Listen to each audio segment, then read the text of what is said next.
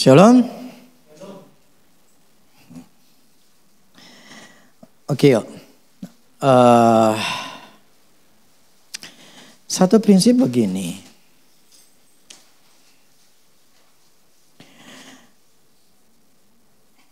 Dekat dengan Allah, setan itu menjauh. Tapi kita jauh dari Allah, setan itu mendekat. Maksud saya itu biar itu sebuah prinsip yang sangat mendasar di dalam hidup kita. Supaya kita punya pegangan. Apa sih tujuannya kita ke gereja? Apa sih kita tujuan untuk dekat sama Tuhan? Buat apa sih gitu loh kita mendengarkan atau kita berusaha untuk mendengarkan kebenaran firman Tuhan, kita berusaha untuk menjaga diri kita gitu loh. Sebetulnya intinya di situ. Kita jauh dari Tuhan, setan itu dekat. Tapi kalau kita dekat sama Tuhan, setan itu akan menjauh. Jadi pilihan hidup kita ada di situ. Kita mau pilih berkat, pilih kutuk, itu kalau kita pilih Tuhan atau pilih setan gitu loh. Kita pilih untuk dekat sama Tuhan atau kita pilih jauh dari Tuhan. Banyak orang Kristen malas ke gereja, mereka tidak mau mendengarkan firman Tuhan. Mereka datang ke gereja itu sepertinya terpaksa, hanya sebagai rutinitas, bahkan tidak mau ke gereja. Ya, terus kemudian ketika ada masalah, mereka jadi teriak sama Tuhan, mereka jadi panik, mereka jadi kecewa, dan hidupnya jadi gak enak. Bukan karena Tuhannya gitu loh, tapi karena kitanya. Lebih baik kita mencegah daripada mengobati. Gitu loh. Lebih baik kita berusaha untuk berjaga-jaga supaya hidup kita tidak dikuasai setan atau tidak kena sama setan gitu loh. Jadi untuk ini bicara untuk satu keluarga, suami, istri, anak-anak gitu loh. Terutama ya di kepala rumah tangga, karena kepala yang akan menjagai seluruh anggota keluarganya gitu loh. Kepala kuat, ya di bawahnya pun bisa kuat. Nah, saya sih saranin, maksudnya begini, berusahalah memproteksi diri lah, atau kita punya usaha yang kuat bahwa gue mesti ngerti firman, gue mesti belajar Tuhan, belajar untuk kenal Tuhan. Gue mesti jaga diri gitu. Gue berusaha untuk mengutamakan Tuhan. Coba ketika kita memikirkan bahwa kalau gue jauh dari Tuhan tuh setan dekat. Gitu loh. Jadi gue benar-benar harus berusaha untuk dekat sama Tuhan. Supaya gue nggak dikerjain sama setan gitu loh. Biar ini jadi sebuah pola pikir untuk kita tuh datang ke Tuhan bukan karena terpaksa gitu loh. Kenapa sih saya harus sehat gitu? Kenapa sih harus jaga diri saya? Kenapa sih saya harus makan makanan yang tidak merusak diri saya? Kenapa sih saya supaya nggak serakah kalau makan, nggak rakus? Kenapa sih gitu loh? Ya saya mencegah diri saya untuk tidak punya penyakit. Saya berusaha untuk menjaga diri saya sehat. Kenapa? Karena saya nggak mau sakit, saya nggak mau susah. Apalagi ketika saya baca atau dengar yang kesaksian-kesaksian yang saya nggak tahu kalian dengerin apa enggak. Saya nggak dengar kesaksian mereka sakit yang aneh-aneh. Ya saya berpikir bahwa saya nggak mau ngalamin seperti itu gitu loh.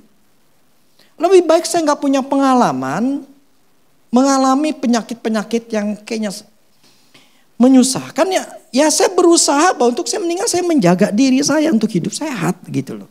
Dan saya menjaga diri saya dengan cara makanan plus saya menjaga diri saya dengan firman gitu loh. Karena itu yang membuat saya mau hidup saya ini enak gitu loh. Saya nggak mau hidup saya tuh susah. Di dalam tubuh fisiknya saya. Ya saya harus kerjasama, harus punya otak untuk menjaga diri saya, untuk menjaga diri. Ya cara pola makan saya, pola hidup saya gitu loh. Karena memang seperti itu gitu loh. Tuhan memberikan kepada kita ya untuk kita bertanggung jawab. Jadi jangan berpikir bahwa datang ke gereja sebagai rutinitas, sebagai sesuatu yang sifatnya ya apa ya, ke gereja memang gue orang Kristen gitu loh. Jangan punya model seperti itu. Biar kita punya sebuah hati yang hausan lapar, punya sebuah keinginan untuk mengenal Tuhan. Itu nguntungin kita. Tuhan gak nguntung. Dia udah sempurna total, 100% total sempurna. Yang untung tuh kita kalau kita ngelakuin apa yang firman Tuhan ajarin. Tuhan gak beruntung. Kita yang untung gitu. Coba lihat sisi keuntungan kalau kita ngikutin firman Tuhan. Sisi keuntungan kalau kita dekat sama Tuhan. Tuhan tidak membawa kita menjadi terkekang lah, gak boleh inilah, gak boleh itulah, gak bebas. Bukan. Kita melakukan, kita ngerti firman Tuhan, itu keuntungan buat kita. Plus keluarga kita. Ini harus tertanam dalam diri kita. Jangan terpaksa datang ke gereja. Jangan terpaksa untuk kita mendengarkan firman Tuhan. Ya, kita punya 1001 macam alasan. Jadi ya itu urusan masing-masing. Mau ngelakuin gak ngelakuin memang itu urusan masing-masing. Cuman saya mengambil kesimpulan apa yang saya alami. Ya saya mengambil keputusan gitu. Saya kan tetap cari Tuhan karena saya tahu Dia sumbernya. Sumber yang membuat saya tetap hidup dan tetap enak. Matius 13 ayat 19 sampai 23. Matius 13 ayat 19 sampai 23.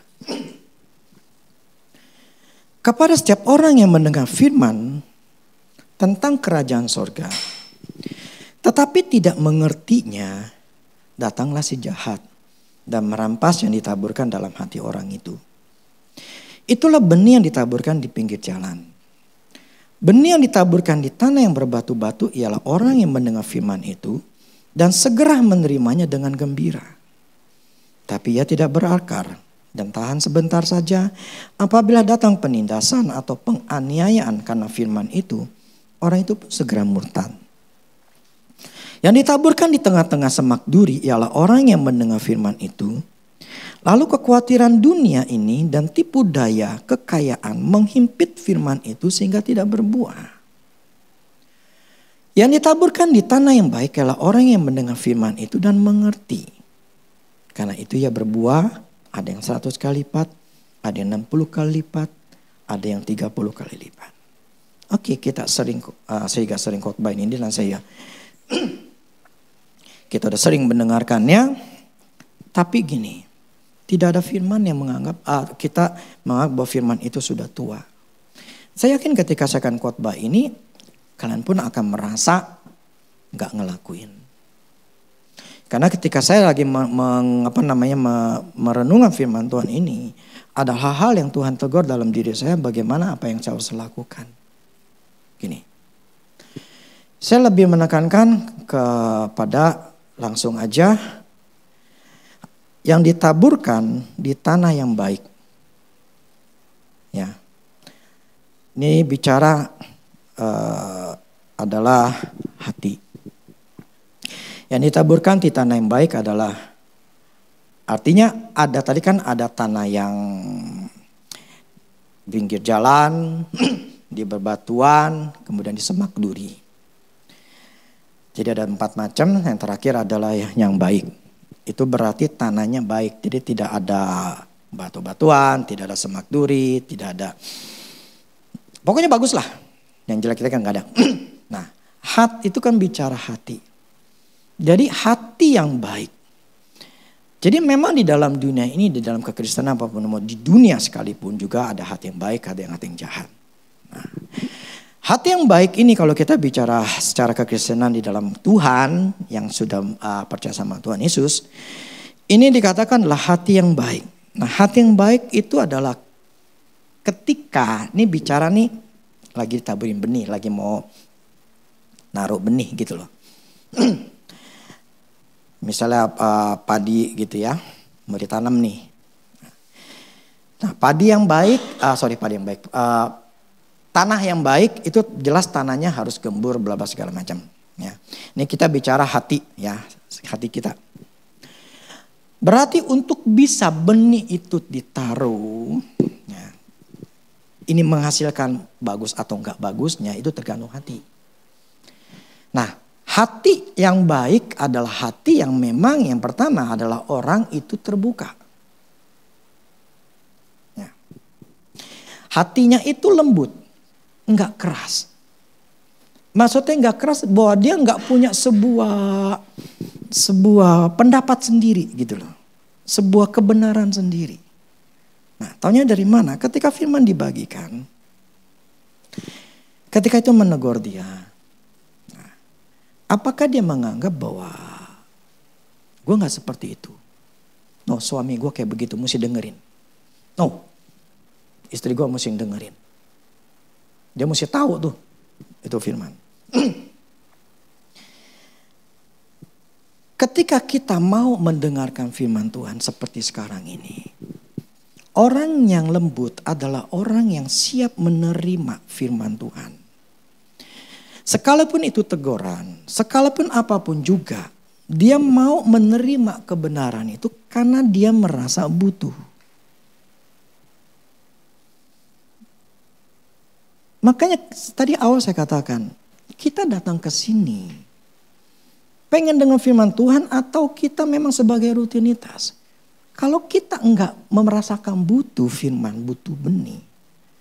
Sekalipun saya ngomong kayak begini. Otak tuh kemana-mana. Gitu loh. Pikiran tuh kemana-mana. Enggak dengerin apa yang saya katakan. Karena memang enggak menganggap bahwa memang itu sebuah hal yang dibutuhkan. Kalau, gini loh, saya melihat begini, hidup kita berubah atau tidak berubah, itu tergantung kita ini merasa butuh atau enggak. Saya dengerin khotbah setiap hari. Sekarang saya punya rutinitas, saya bikin daily rutin saya harus dengerin khotbah, saya harus belajar Alkitab. Istilahnya saya harus merenungkan lebih banyak. Karena saya butuh. Saya menganggap saya ini kurang. Saya menganggap ini saya masih banyak yang salah. Masih banyak otak saya ini pola pikir saya ini masih yang salah. Masih yang gak bener. Dan saya belum mencapai satu tahap di mana apa yang saya sedang imajinasikan, yang sedang saya buat ini masih belum terbentuk sempurna. Saya belum bisa melihat sesuatu yang saya udah ajarin bahwa kita harus imajinasi itu adalah sebagai tempat rahimnya janjinya Allah. Ini saya tahu saya masih belum dapat. Jadi saya sangat butuh sekali. Kenapa? Karena saya tahu kalau saya udah dapat ini buah, saya akan dapatkan buah. Jadi bagaimana kita merasa bahwa, bagaimana kita mau merubah diri kita, hidup kita jadi berubah, itu tergantung kita, kemauan kita, maunya kayak gimana. Kalau merasa buat ini gua nih kurang, gua ini masih dablek gitu. Tahu nggak? Kemarin saya dengar reel tuh di YouTube itu reel tuh cuman pendek gitu ya, video pendek. Si Andrew Wommack dia katakan, dia dapat pengertiannya dalam. Saya nggak usah ngomongin sekarang. Nama grace sama faith. Itu dia katakan 20 tahun. I'm so slow. Saya terlalu lambat untuk ngertinya. 20 years, I understand it. Saya cuma mikir, dia 20 tahun. Apalagi gue ya. Cuman kan dia udah dapat tinggal kasih pengertian doang. Sebetulnya lebih cepat. Tapi saya ingin katakan bahwa kalau kita menganggap sempit dan kita nggak butuh untuk hidup berubah, kau tidak akan pernah punya yang namanya fighting spirit untuk berubah. Nggak akan ada. Kalau kita, jadi yang pertama, hati yang mau belajar, hati yang lembut, yang mau menerima firman Tuhan, hati yang mau punya hati haus dan lapar untuk belajar firman. Kenapa? Karena gue mesti berubah. Gue mau berubah. Gue tahu gue kurang. Gue tahu otak gue ini belum nyampe. Gue tahu nih gue belum berubah cara berpikir gue. Jadi gue mesti berubah. Dan gue tahu cara berubahnya ini enggak mudah.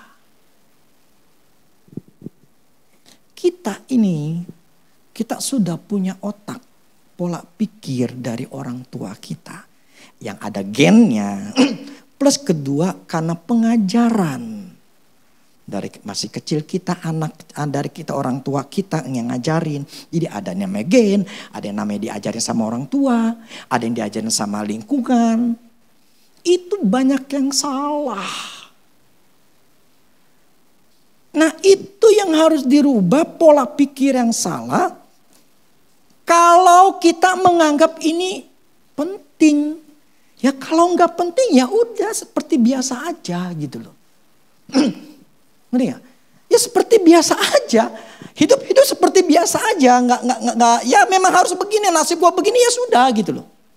Nah kalau saya nggak mau kayak begitu karena saya tahu bahwa firman itu apa yang saya pikirin, bagaimana otak saya mikir, demikianlah hidup saya gitu loh. Jadi saya pegang firman Tuhan sesuai dengan cara otak saya mikir begini, ya hidup saya begini. Gak mungkin saya jadi orang beda gitu loh. Lah otak saya begini mikirnya ya pasti beginilah. Lah kalau saya pengen berubah berarti ya otak saya mesti berubah. Pola pikir saya mesti berubah baru bisa berubah. Dan saya tahu bahwa pola pikir saya ini ada yang salah, ada yang gak benar. Nah kalau kita gak menganggap bahwa ini memang seperti ini ya sudah gak ada keinginan untuk berubah. Ya sudah kalau gak ada ya sudah hidupnya akan seperti itu terus. Karena pola pikir kita sama, hidup kita sama. Kalau pola pikir kita baru, hidup kita akan baru. Nah, firman tujuannya ada untuk kita dikasih tahu gitu loh. Firman itulah kaca. Seperti kita cermin untuk ngaca diri kita. Ini udah rapi atau belum. Nah, demikian firman itu adalah kaca buat kita bahwa kita ini masih ada masalah. Kita ini ada sifat karakter yang nggak sama. Nah ini harus dirubah. Nah tinggal ini ketika benih ditaburkan, hati kita memang punya haus dan lapar apa enggak? Yang menganggap ini sebuah teguran, ini memang gue mesti berubah karena firman ini ngacain kita. Lu kayak apa sekarang nih? Lu sifat lu kayak apa? Tindakan lu kayak apa? Itu lu lihat firmannya. Nah, hati jadi dibutuhkan adalah hati yang pertama adalah hati yang lembut yang mau ditegur. Yang sadar bahwa saya ini masih kurang. Saya masih masalah. Kalau itu enggak ada, ya itu 3 yang lain. Batu, jalanan, semak peduri. Enggak berbuah. Tidak berbuah, makanya hidupnya sama. Sifatnya dari dulu ya sama. Enggak ada perubahan. Karena ya hatinya itu ya itu. Keras. Semak peduri. Jalanan. Jadi pulang nih. Bablas. Nonton di YouTube nih. Bablas. Udah gak keingetan lagi. Jadi karena ke gereja ya mesti hari Minggu kan mesti ke gereja. Cukup hanya untuk sebagai ya orang Kristen harus datang ke gereja. Selesai. Jadi hati yang lembut harus ada.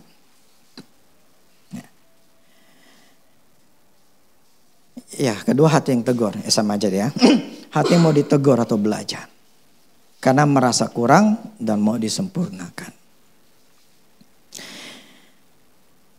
Nah.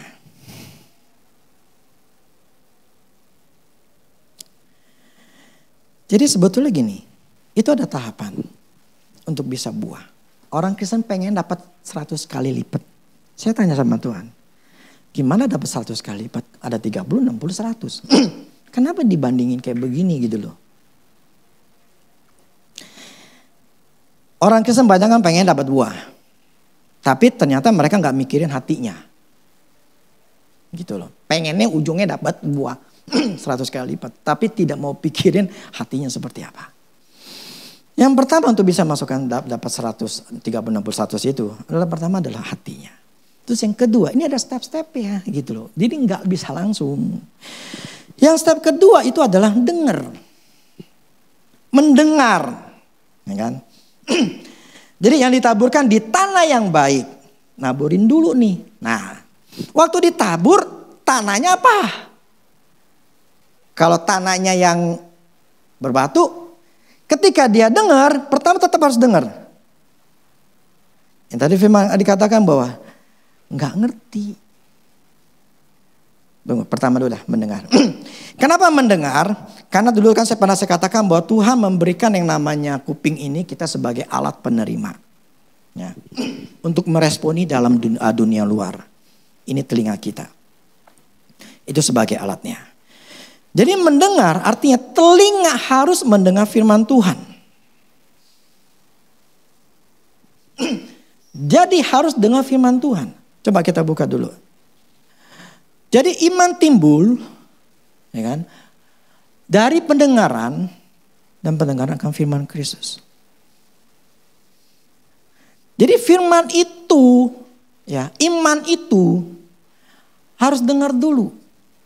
Kalau enggak dengar timbul enggak? Ya enggak.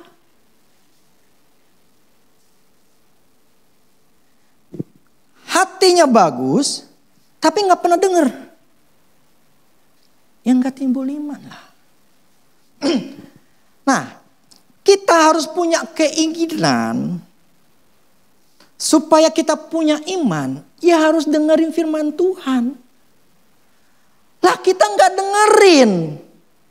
Dengerin cuma seminggu sekali. Terus pengen dari Senin sampai Sabtunya tetap punya iman. Ya mana bisa lah. Maka setiap hari kita harus baca firman dengan cara memperkatakannya. Jadi ngomongin supaya dengar firman Tuhan. Atau dengerin khotbah-khotbah. Itu tujuannya supaya iman kita tetap dalam keadaan punya. Nah kalau kita nggak dengerin firman Tuhan, terus pengen tetap kuat dalam Tuhan, ya mana bisa. Ketika ada masalah, bang, langsung klepek-klepek gitu loh kitanya. Karena nggak kebiasaan atau saat itu kita nggak dengerin firman Tuhan. Otak kita tuh nggak punya keinginan untuk dengerin firman Tuhan. Jadi gak ada keinginan untuk dengerin firman Tuhan. Tapi pengennya punya iman. Lah ini gimana gitu loh. Tapi pengen tetap punya iman, ingin tetap percaya. Lah gimana caranya? Udah gak dengerin, udah gak terus gak pernah memperkatakan. Tapi minta sama Tuhan supaya Tuhan jawab doa kita. Sedangkan passwordnya adalah percaya. Nah ini gini loh, jadi kita orang Kristen tuh banyak kan nuntut sama Tuhan. Tapi kita tidak melihat diri kita gitu loh. Posisi kita apa? Nah.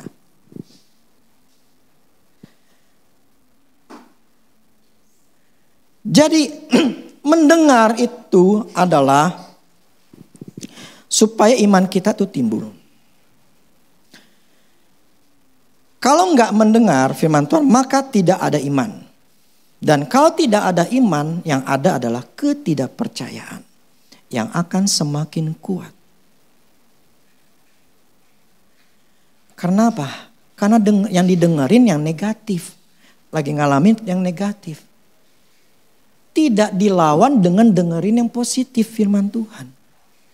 Enggak dilawan. Yang ada cuman hanya dengerin situasi kondisi yang ada. Dengerin yang negatifnya.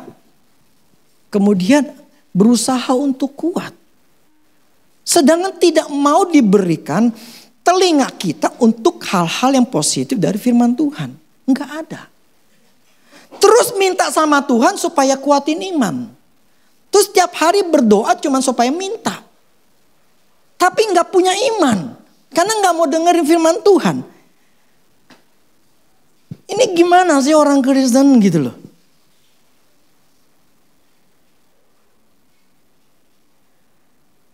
Doa itu bukan meminta. Doa itu merenungkan firman Tuhan.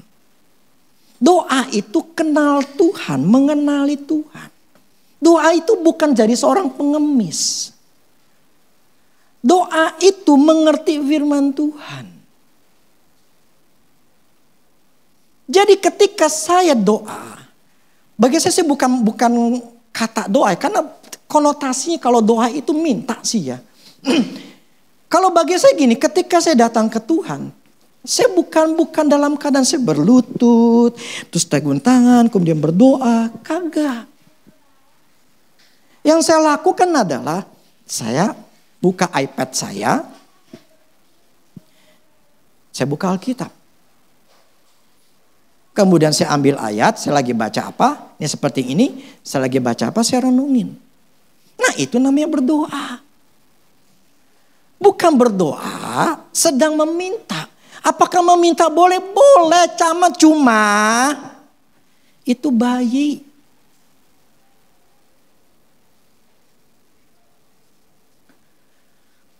Kalau kita ngerti firman Tuhan,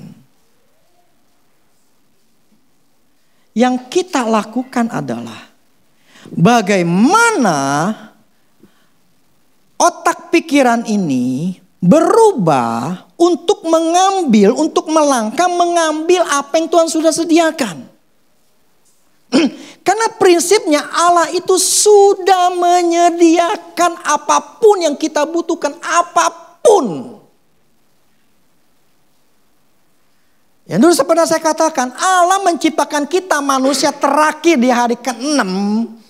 Setelah semuanya yang dibutuhkan manusia itu tersedia.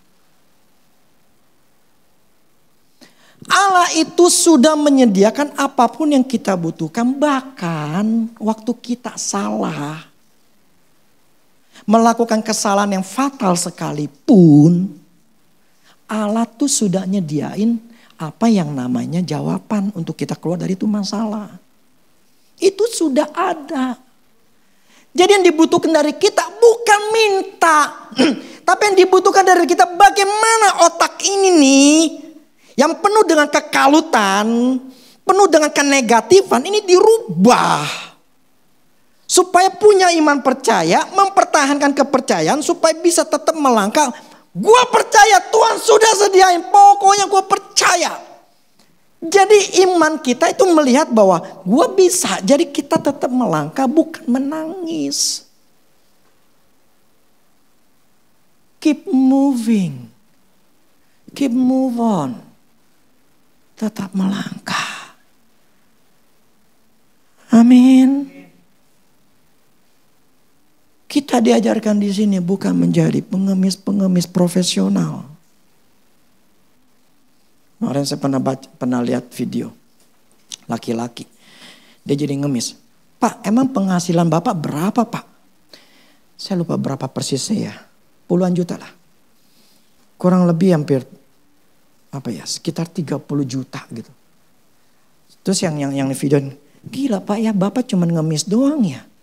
Saya kerja mati-matian dari pagi sampai malam. nggak sebanyak Bapak dapat duitnya. Kok bisa Pak ya? Ya inilah kerjaan saya.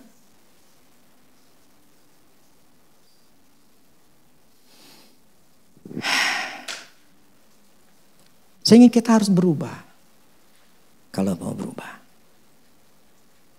Kita harus memaksakan diri kita untuk berubah. Kalau kita nggak paksain. Ya kalau kita nggak paksain.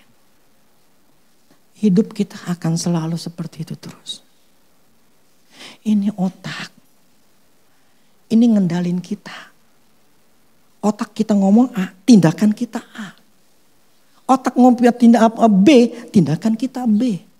Kita nggak mungkin dia punya otak A, tapi kita megang yang lain.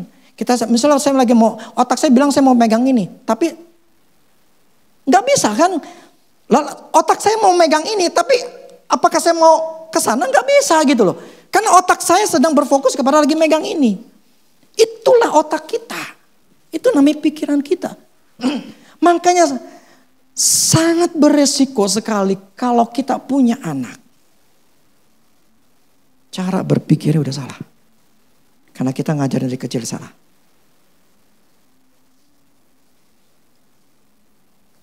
Ketika dia besar, kita nggak pernah ajarin. Ketika udah besar, dia akan hidup dengan pola pikir yang salah. Dan ketika hidup dengan pola pikir yang salah, hidupnya akan selalu salah.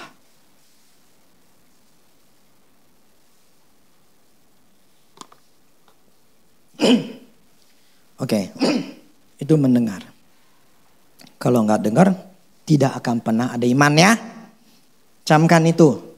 Jadi kalau kita berasa butuh iman, dengerin firman Tuhan. Kalau merasa butuh. Oke. Yang kedua, tadi kan pertama hati, kedua itu dengerin. Yang ketiga, ngerti. Nah, ini yang paling sulit. Orang bisa dengar gampang dengar. Ngomong gini dengar gampang. Di YouTube dengar gampang. Masuk ke ketiga, mengerti. Nah arti kata mengerti, kamus bahasa Indonesia. Artinya memahami apa yang dimaksud oleh sesuatu. Jadi memahami, paham, ngerti apa yang dimaksud. Kalau kita baca firman doang, tapi nggak ngertiin, itu firman akan menjadi cuman logos yang kau cuman hanya melihat sebagai tulisan doang. Jadi untuk mencapai buah itu bukan hal yang mudah. Jadi untuk bisa merubah hidup itu bukan hal yang mudah, sangat-sangat susah. Saya ingat ketika mulai di Mahanaim, ketika mulai tahun 2005. Itu Tuhan ngomong sama saya, otakmu harus dirubah, pikiranmu harus dirubah. Itu setahun lebih, setahun setengah. Itu Tuhan baru bukain jalan buat saya.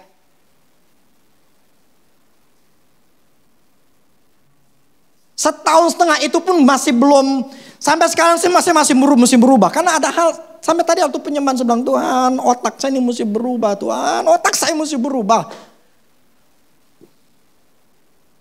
Karena otak saya yang dulu itu dipenuhi dengan kesalahan, penuhi kegagalan, dipenuhi hal-hal yang gak benar. Jadi saya itu udah jadi pendeta beberapa tahun yang lalu, saya udah ngalahin Tuhan bertahun-tahun. Jadi tidak ada hubungannya. Kita setia melayani Tuhan, kita setia dan ke gereja. Betul kita harus setia, tetapi kalau otak kita nggak berubah, nggak bakal berubah hidupmu. Mau 50 tahun pun melayani Tuhan, 50-100 tahun pun jadi orang Kristen, otak nggak berubah, nggak bakal berubah.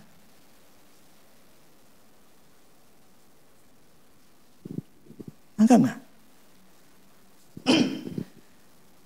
Udah habis dengerin, mesti pahami. nggak paham itu firman, nggak akan memberikan sebuah perubahan dalam hidup kita. Bukan firman yang salah, kita yang nggak ngerti. Makanya tadi firman jatuh di jalanan, nggak ngerti. Pulang nih, bablas. Nggak ngerti apa-apa. Yang penting gue datang ke gereja hari Minggu sebagai orang Kristen, selesai.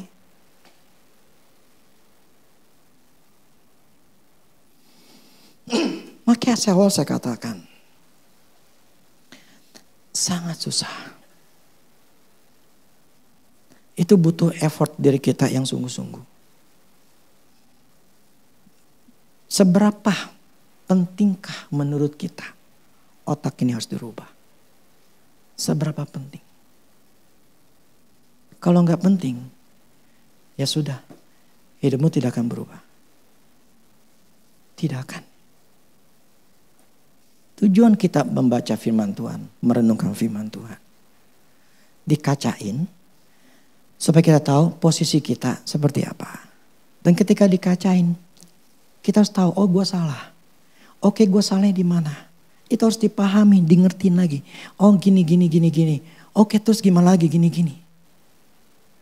Tapi kalau kita dikacain, ya memang sih gue begitu. Ya udah. Kita pun gak berubah. Nah, untuk mengerti, artikannya memahami apa yang dimaksud oleh sesuatu. Artinya, kita harus paham dengan benar dan jelas apa yang dimaksud dari firman Tuhan itu. Jadi bukan cuma hanya mendengar saja, tapi tidak mengerti apa yang dimaksud dari firman Tuhan itu. Itulah namanya dibutuhkan merenungkan. Itulah dibutuhkan namanya perenungan. Tanpa perenungan, untuk belajar memahami, untuk ngerti dengan jelas, kita tidak akan pernah berbuah. Karena ketika firman ini ditaburkan di tanah yang baik, orang yang mendengar firman itu dan mengerti. Plus ada tulisan dan, karena itu, karena dengar, karena memahami, maka ada yang ia berbuah. Karena itu ia berbuah. Karena dengerin, karena punya hati yang baik, itu syarat pertamanya. Karena dia denger, karena dia mau denger, plus karena dia mahamin, dia ngerti. Karena itu ia berbuah. Kita maunya 30, 60, 100 kali lipat. Yes Lord. Tapi kita nggak peduli syaratnya. Syaratnya itu susah. Susahnya di mana? Susah untuk kita merasa mana yang penting.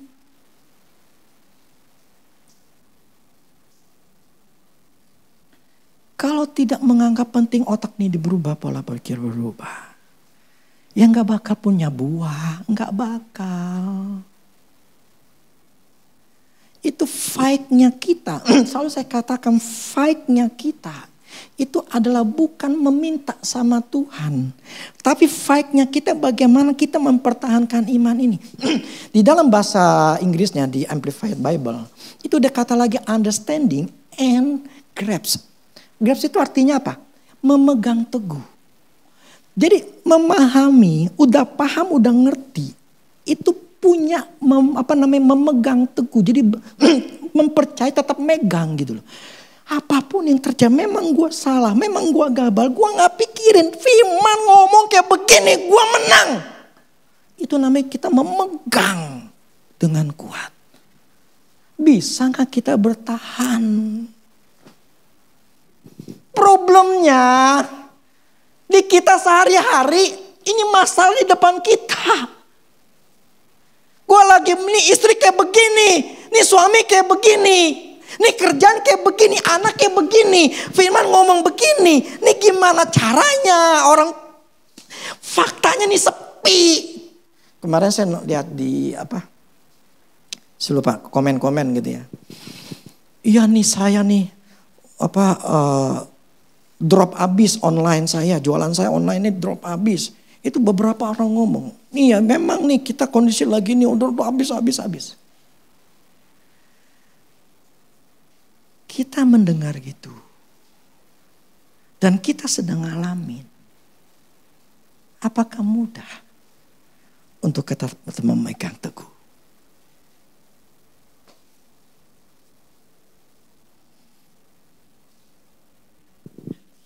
Sangat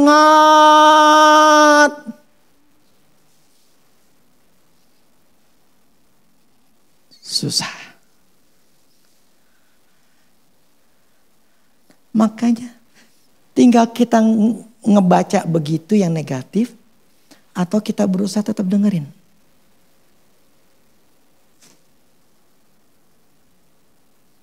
Saya tahu itu nggak mudah. Karena saya ngalamin. Tapi saya tahu otak saya tetap harus berubah. Otak saya harus tetap percaya. Gimana caranya? Gue mesti dengerin firman Tuhan. Gue mesti ngerenungin firman Tuhan. Fakta jelek gue gak pikirin. Gue harus bertahan. Gue harus fight. Gue harus menang. Kalau kalian baca, denger yang kesaksian-kesaksian mereka. Mereka sakit. Bukan berarti ketika mereka dengar firman Tuhan dari si Andrew Wommack kemudian yes langsung mereka sembuh. Kagak. Mereka masih ngerasain sakitnya. Tetapi yang mereka perhatikan bukan sakitnya. Firman-Nya.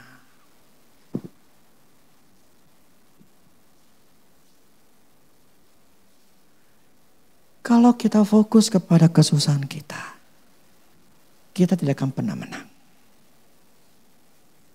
Gak bakal menang.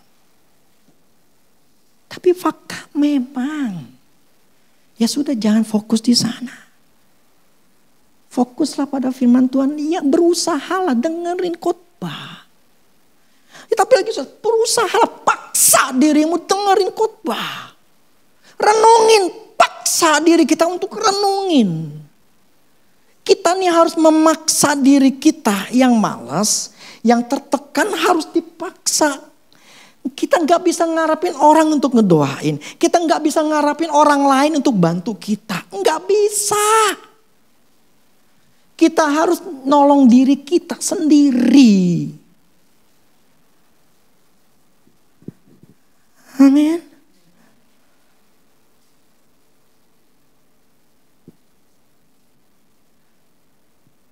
Kalau di sini nggak punya hati yang baik,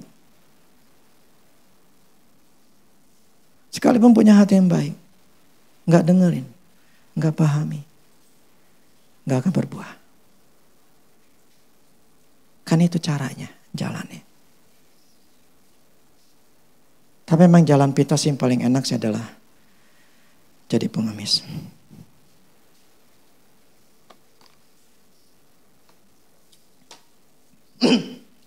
Jadi setelah mengerti, itu juga harus masuk step selanjutnya yaitu memegang teguh.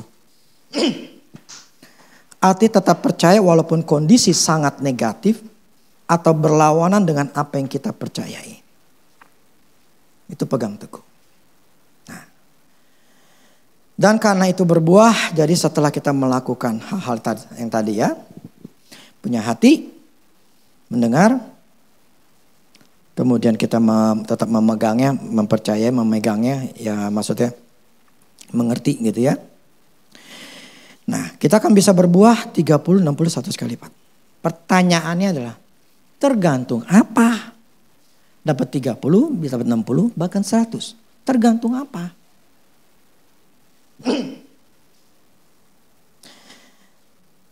Sebuah pohon, saya tanya gini, anggap pohon mangga. Pohon mangga, kalau ada 3 macam anggap. pohon mangga A. Ini kita diamin. Kita nggak siram. Tapi tahu bahwa ini pohonnya bagus. Pokoknya pohonnya ada buahnya. Pokoknya bagus deh. Terus yang kedua nih pohon juga bagus. Tapi kita pupukin gitu loh. Kita rawat, bla bla segala macam. Mana yang lebih menghasilkan? Jelas yang kita rawat. Jadi buah dalam hidup kita itu tergantung kita ngerawat atau enggak. Seberapa besar kita ngerti itu firman. Seberapa dalam kita ngerti itu firman. Semakin dalam gitu. Semakin kita ngerti firman Tuhan, otak kita jadi berubah. Akhirnya tindakan kita berubah. Semakin dalam lagi kita ngerti firman, otak kita semakin berubah. Tindakan kita jadi berubah. Akhirnya apa? Kita menghasilkan sesuai dengan apa yang kita ngerti. Nah, kita bisa menghasilkan bagus 30-60 kali lipat, itu tergantung kita ini ngertinya seberapa dalam. Semakin ngerti semakin percaya. Yes, gue percaya Tuhan mampukan. Kita mulai bergerak. Tapi kemudian ketika lagi kita ngerti, ini mesti begini-gini lagi. Karena kita merenungi firman Tuhan. Yes, oke Tuhan aku ngerti. Dia melangkah lagi. Demikian seterusnya. 30, 60, 100 kali lipat. Itu bukan Tuhan yang nentuin. Bukan. Kita yang nentuin seberapa dalam kita ngertinya. Enggak ngerti, ya enggak berbuah. Ngerti ya berbuah. Mau dapat gede lagi, makin ngerti. Ini pun di dalam dunia pekerjaan pun sama. Kenapa jenjang karir yang jadi supervisor, manajer, kemudian kepala cabang. Itu kan tergantung pengertiannya.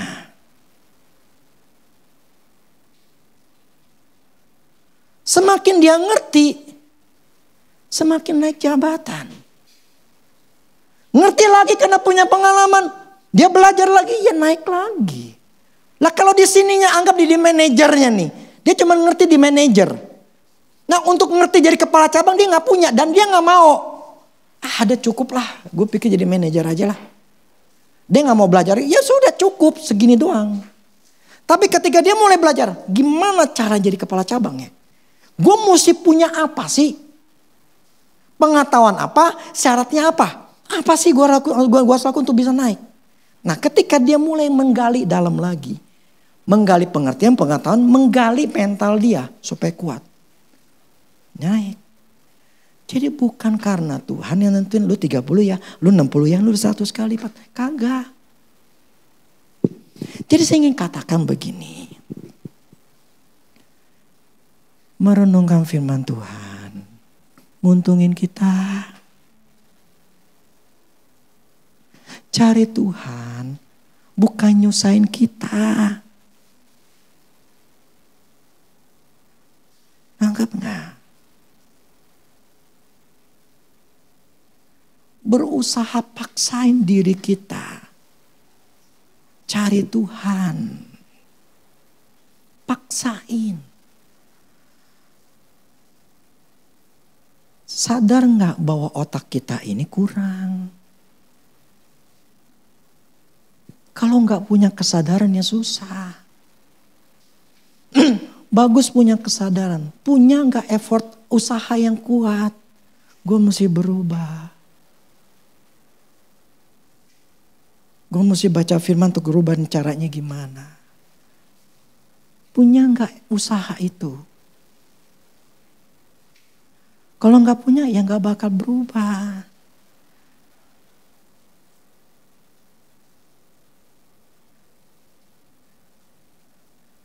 Saya katakan begini, semua janji Tuhan itu tidak otomatis didapat. Tuhan tidak memberikan sebuah janji, ya, itu untuk jadi manusia tuh jadi males. Tuhan menyediakan di Taman Eden si Adam Hawa. Itu pohon segala macam. Adam tuh harus bergerak naik pohon, ngambil itu buah. Tuhan tidak ketika Adam lagi lapar nih gue sodorin makanan. Kagak. Bahkan plus Tuhan katakan engkau usahakan. Jadi Tuhan ingin kita tuh bukan menjadi orang yang malas yang cuma hanya seorang pengemis meminta sama Tuhan. Tapi tidak peduli untuk mau merubah hidup diri sendiri. Ya gak bakal bisa. Saya tahu diri saya. Saya ini lagi berusaha. Saya ini lagi berusaha kuat. Otak saya masih belum nyampe. Dan saya tahu saya harus berubah otak saya. Saya mengusahakan supaya otak saya nih yang namanya imajinasi saya ini bisa berubah. Jadi apa yang saya katakan saya ajarkan. Terus terang saya belum selevelnya si Andrew Wommack.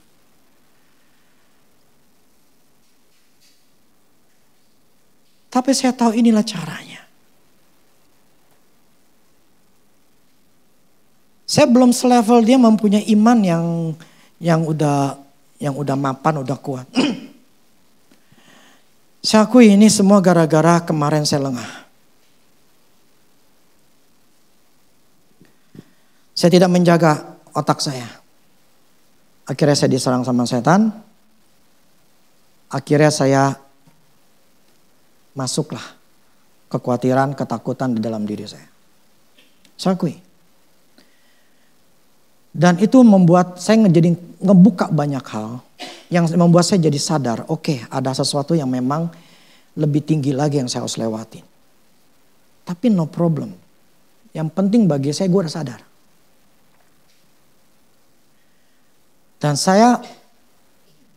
dulu saya katakan, saya bertahun-tahun itu jaga diri. Saya bertahun-tahun jaga otak saya. Saya adalah orang yang tenang, saya adalah orang yang damai.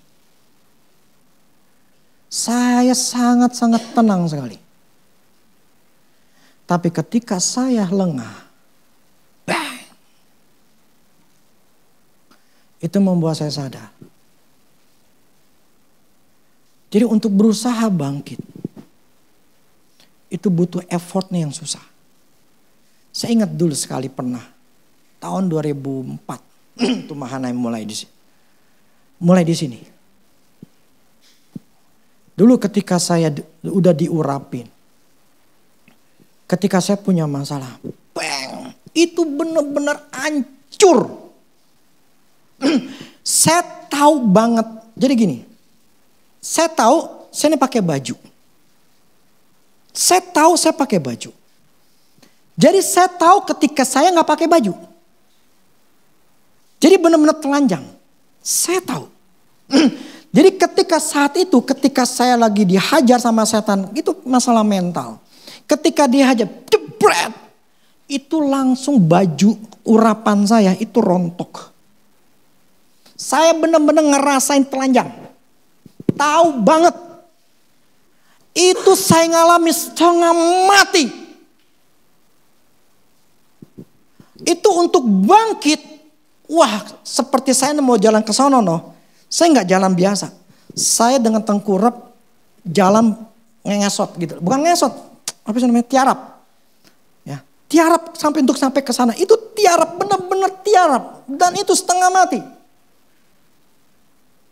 Saya pernah ngerasain kayak gitu. Itu nggak enaknya sekali. Sampai saya tanya sama Tuhan, Tuhan nih gimana untuk saya bisa membalikan urapannya saya. Sekali Tuhan ngomong begini. Kamu puasa. Cuma sehari doang. Itu di Jumat. Untuk ke Sabtu. Hari Sabtu. Aku akan urapin engkau. Engkau akan gak cuma balikin urapanmu. Plus aku naikkan. Nah ketika saya di dalam hati saya Tuhan ngomong kayak gitu. Oke Tuhan. Saya percaya. Saya bisa. Jadi selama bukan berarti kemudian saya langsung wah begitu. Kagak. Tetap saya harus berusaha. Tapi ketika hari Jumat ya Tuhan suruh puasa, saya puasa. Dan akhirnya benar. Di Sabtu kita datang untuk penyembahan. Saya diurapin sama Tuhan. saya balik, saya merasa pakai baju lagi. Dan saya merasakan level saya naik. Disitulah saya baru, istilah gini. Saya nyadari, jauh dari Tuhan. Siapa yang dekat? Setan.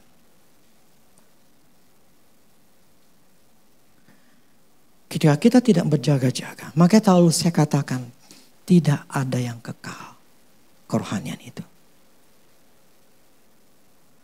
Semuanya harus dipertahankan. Nggak ada yang kekal. Tinggal kita mau mempertahankan atau kita mau jatuhin. Saya harus membangun sebuah pondasi yang lebih kuat lagi. Gak masalah, walaupun susah. Tapi saya tahu ini worth it saya kejar.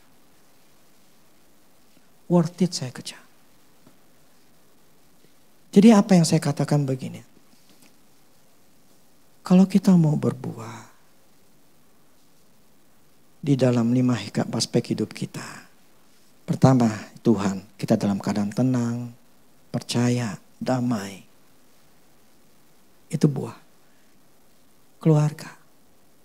Istri baik, suami baik, anak-anak baik. Hubungan semuanya bagus. Itu buah. Kesehatan. Tidak ada penyakit. Kita percaya bahwa Allah itu memberikan kepada kita namanya firman katakan oleh biru-birunya aku telah sembuh, saya sembuh. Ini sekarang saya lagi memperkatakan.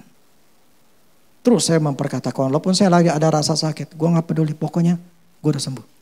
Yang keempat, masalah kerjaan. Buah dalam pekerjaan kita menghasilkan gak? Apakah sekarang buah itu ada dalam kerjaan kita?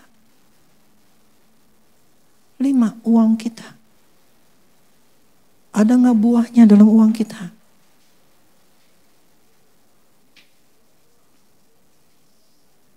Ini yang firman Allah katakan ini 30, 60, 100 kali lipat. Semua buah ini jawabannya di firman.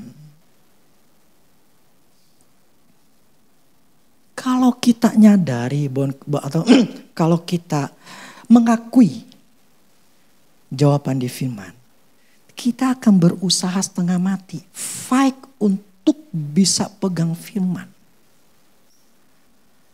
sampai dapat buahnya.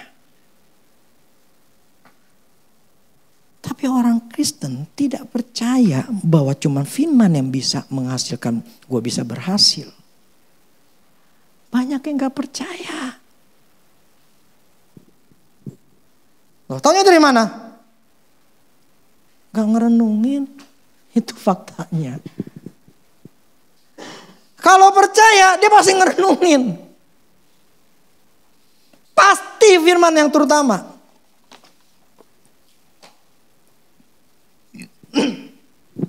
Intinya begini. Apa yang kita pikirkan, itulah tindakan kita. Nah, tindakan kita akan menghasilkan sesuatu. Baik atau bagusnya itu karena tindakan kita. Jadi hidup kita itu tergantung bagaimana pola pikir kita. Karena itu yang membuat kita bertindak. Lah kalau pola pikir kita A, tindakan kita A, hasilnya A. Pola pikir kita B, tindakan kita B, hasilnya B. Jadi bagaimana cara berpikir ini akan menentukan hidup kita senang atau tidak senang. Ngerti gak?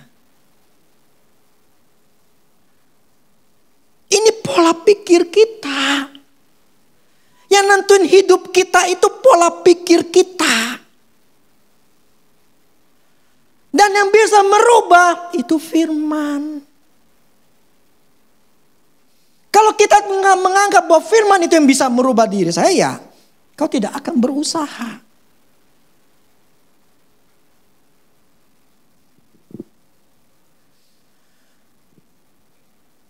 Jadi tergantung kita ini gitu loh. Mau berubah apa enggak. Ya kalau merasa cukup untuk sekarang ya sudah enggak masalah. ya cukup ya sudah. Tapi kalau saya sadar ada yang kurang dalam pikiran saya. Saya sadar ada yang kurang. Dan saya sadar saya masih belum dapat. Jadi saya tahu diri gue mesti bisa. Jadi saya tuh fight. Yang sekarang saya fight itu bukan minta sama Tuhan berkati saya, kagak. Fight-nya saya lagi, otak saya ini mesti berubah. Ngerubah otak itu setengah mati. Saya katakan setengah mati. Enggak mudah. Kenapa? Karena kita ngeliat fakta itu problemnya. Mata kita nih ngelihat. Kita punya perasaan. Kita punya telinga. Yang mau gak mau tuh kita ngerasain, kita ngalamin itu setengah mati susah gitu loh. Bertolak belakang dengan firman Tuhan. Tinggal kita mutusin. Nyerah, ya udahlah.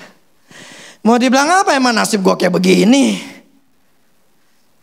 Kan firman Allah kan cukupkan dirimu dengan apa yang padamu. Udahlah Tuhan, gue cukup aja. Ya sudah. It's okay.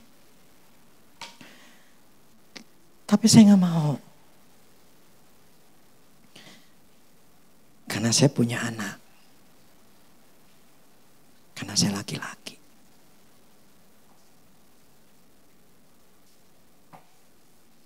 Kalau istri saya mah enak-enakan aja. Dan memang harus seperti itu. Dia ikut mumet, saya mumet loh. Nambah mumet. Bagi saya mendingan dia dalam keadaan tetap senang, tetap percaya. Drakoran. Daripada dia ikut-ikutan ngalami seperti saya. Malah bikin nambah susahnya saya. Justru karena dia yang ngimbangin saya masih tetap punya semangat. Itu perempuan, istri itu seperti itu. Dia ngomel, dia marah-marah sama saya. Bukan bikin saya semangat, bikin saya drop. Istri itu sangat-sangat berpengaruh banget. Biar saya yang fight untuk merubah diri.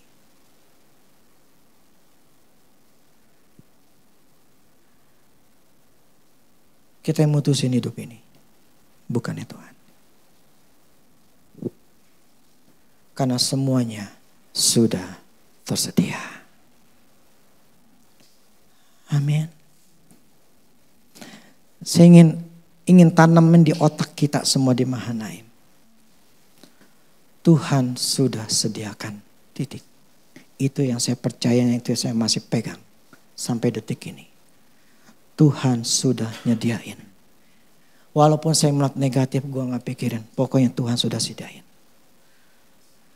Pasti gue bisa dapat. Kalau mereka bisa sembuh. Ya, yang dengan mereka mengalami kesembuhan-kesembuhan yang luar biasa. Saya cuma katakan, kalau mereka ini bisa sembuh. Saya katakan cuma hanya percaya sama firman Tuhan. Gue juga bisa.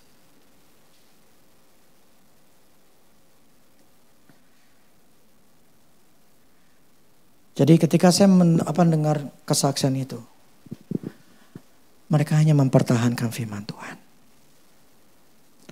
Memahami and grasp, pegang teguh. Sehingga mereka bisa sembuh. Mereka bisa pulih. Itu membuat apa yang kita dengar, membuat kita punya iman. Nggak dengerin, nggak punya iman. Oke ya. Jadi jangan pernah komplain sama Tuhan. Kok Tuhan saya dibedain? Kagak.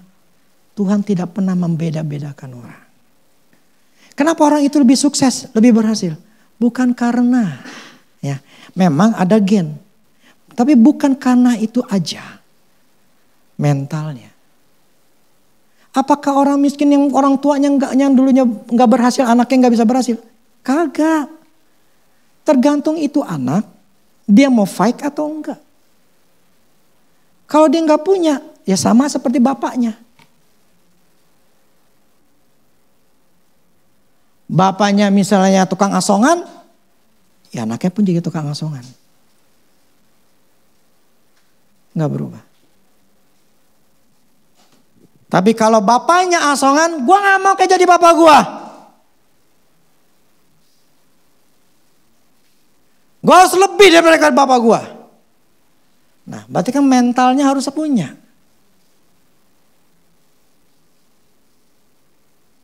Saya pernah ngomong sama seseorang. Saya ngomong gini. Gitu ngomong. Apa yang terjadi sama orang tuamu? Jangan ngalamin dong. Cukuplah di bapak mak gitu loh. Dia orang tua, cukup mereka ngalamin. Yang di kamu jangan putusin di situ. Gue nggak akan ngalamin seperti bapak mak gue. Gue nggak mau. Gue putusin apa yang terjadi di orang tua, udah selesai di orang tua. Gue nggak mau di sini. Sekalipun saya ngomongin, tetap aja dilakuin. Dan dia mengalami persis apa yang orang tuanya alami, persis banget. Nanti tinggal prosesnya nih. Kalau dia masih tetap seperti itu, dia akan persis lagi ngalamin apapun yang dialami. Karena kan berurutan. Efeknya A akan terjadi B. Terjadi A juga. Demikian hidup kita. Yang membuat kita itu hidupnya enak, baik, bagus, itu bukan karena Tuhan.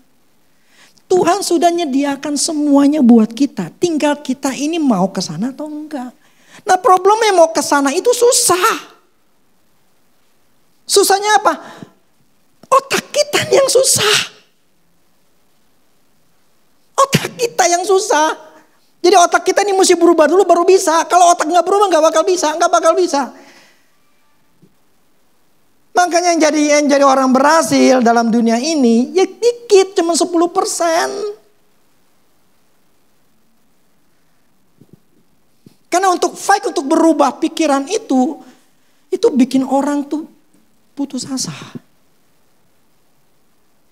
Karena ngelihat kenyataan. Contoh ini. Misal sekarang yang saya baca itu. Iya, online lagi sepi. Terus bererotan tuh. Iya, nih benar saya gak ngalamin nih. Aduh, gimana ya? Tinggal keputusan. Gue percaya kok sama Tuhan. Buat Tuhan bisa bukan cara yang lain kok. Ada jalan lain. Gue gak ngerti bagaimana, pokoknya gue percaya sama Tuhan. Tuhan mampu bukakan jalan. Jadi jangan kita cuma nyanyi. God will make a way. Dia buka jalan. Cuma di gereja doang. Tapi biar di rumah. Dia buka jalan. Walaupun lagi sepi. Ku percaya dia buka jalan. Apalah kayak gitu lah.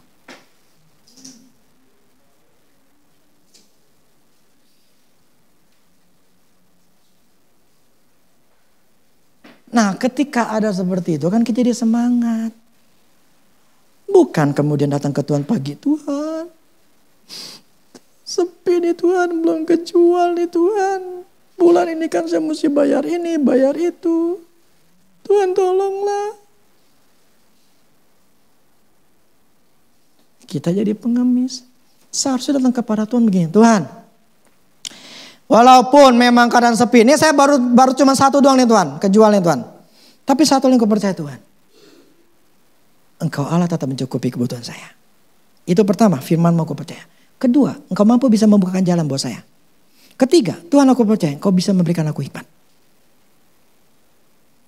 Aku butuh hikmat-Mu Tuhan. Roh Kudus kasih tahu apa yang harus aku lakukan. Lebih enak gak ngomongnya?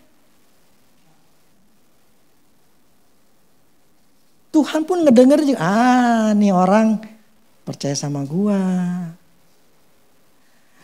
Enggak nangis, enggak mewek.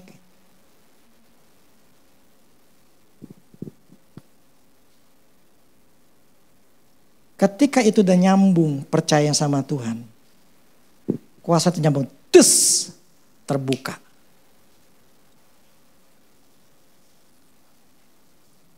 terbuka. Biar ini jadi prinsip sama kita, amin. Jangan jadi pengemis. Jadi orang percaya. Amin.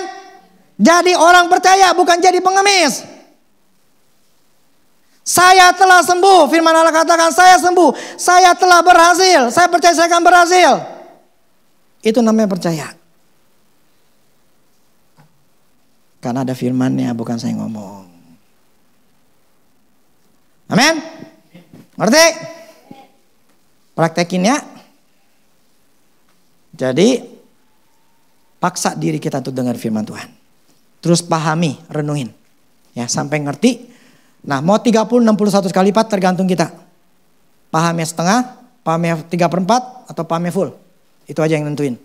Ya. Semakin kita paham, semakin kita akan dapat yang besar. Oke, musik.